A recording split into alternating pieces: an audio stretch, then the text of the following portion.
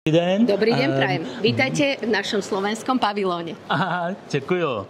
Jsem velmi rád tady. A jak se vám líbí Ningbo a jak hodnotíte roli toto expo při posílení bilaterálních ekonomických vztahů mezi Čínou a zeměmi střední a východní zeměmi? Tak v prvom rade by sme veľmi pekne chceli poďakovať vašej vláde, že nás pozvala a mali sme tu česť byť hosťom na tohto ročnom expe Číny a stredovýchodných krajín Európy. Slovensko a Slovinsko sú to dve krajiny Európy, ktoré sú tento rok čestným hosťom a my sme sa snažili priniesť čo najkvalitnejšie nielenže produkty, ale najvýznamnejšie spoločnosti, ktoré reprezentujú Slovenskú republiku. Jo, protože v posledních letech jsme osvědčili rychlý růst takových ekonomického objemu mezi oběma zeměmi. Ano.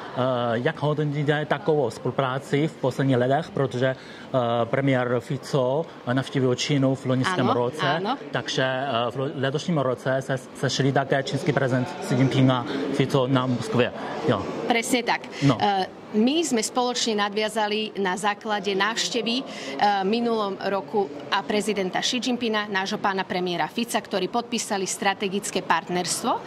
A teda my sme sa stali strategickými partnermi pre Čínsku ľudovú republiku. A to znamená, že naša bilaterálna spolupráca sa bude zvyšovať a sa zvyšuje nielen v obchodnom smere, ale je to aj výmena ľudí. To znamená, že či je to vo vzdelávaní, alebo je to napríklad oblasť cestovného ruchu. Máme mnoho turistov, ktorí zo Slovenska prichádzajú a objavujú Čínu, pretože v minulosti museli žiadať o víza.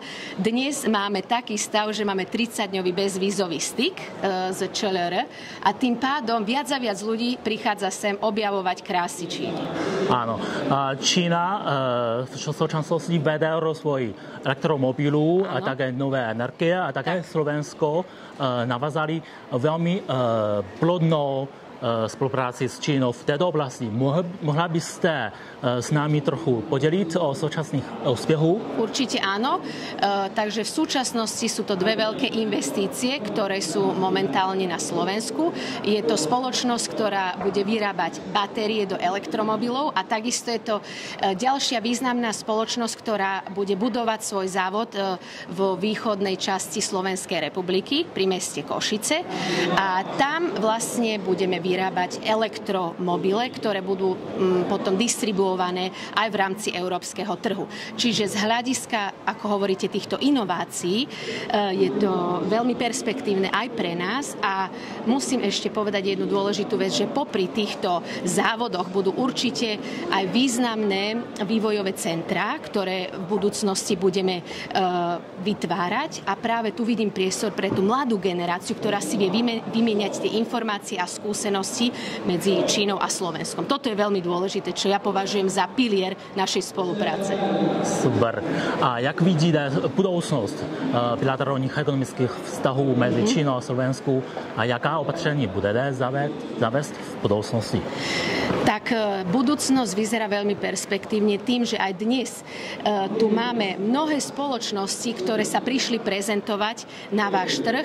Je to nielen prezentácia našich vysokokvalitných produktov zo Slovenska, ale šírime aj svoju kultúru. To znamená, že viac čínskych priateľov bude vedieť, kde sa Slovensko nachádza, že sme nádherná krajina a veríme tomu, že aj na základe tejto prezentácie našej republiky príde v budúcnosti veľa ľudí, ktorí sa zaujímajú o krásy Slovenska, o našu históriu a o celkovú kultúru ako národ, kde sme lokalizovaní. Ďakujem.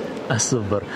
Právě jsem viděl, že předseda našeho parlamentu ukazoval do srdce svůj nejlepší produkty ze Slovenska, jakoby letadla a také turistické zdroje. Presne tak. Jo. Áno. Máte pravdu, na dnešnej exhibícii sa bude vystavovať samozrejme nielen tá časť týchto kvalitných produktov, ktoré tu vidíme, ale je to veľmi významný letecký priemysel. Mnohí možno nevedia, ale tento letecký priemysel má na Slovensku dlhodobú históriu a máme ozaj veľmi veľa expertov, ktorí rozumejú letectvu a podieľajú sa aj na rozvoji tohto priemyslu v oblasti letectva teda v Európe a potom samozrejme, že si vymieňajú aj tieto skúsenosti s ďalšími krajinami.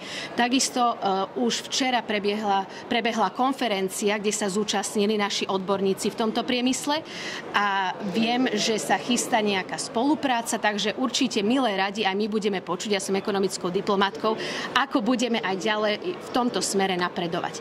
Ešte poznamenám, že Slovensko má vlastné značky, ktoré vyrába doma, sú to malé lietadla a myslím si, že tým, že Čína podporuje momentálne tú ekonomiku nízkej low altitude economy, tak my v tomto smere máme Číne čo ponúknuť. Super, ďakujem. A ja ďakujem za rozhovor. Prajem vám všetko dobré. Majte sa pekne. Ďakujem.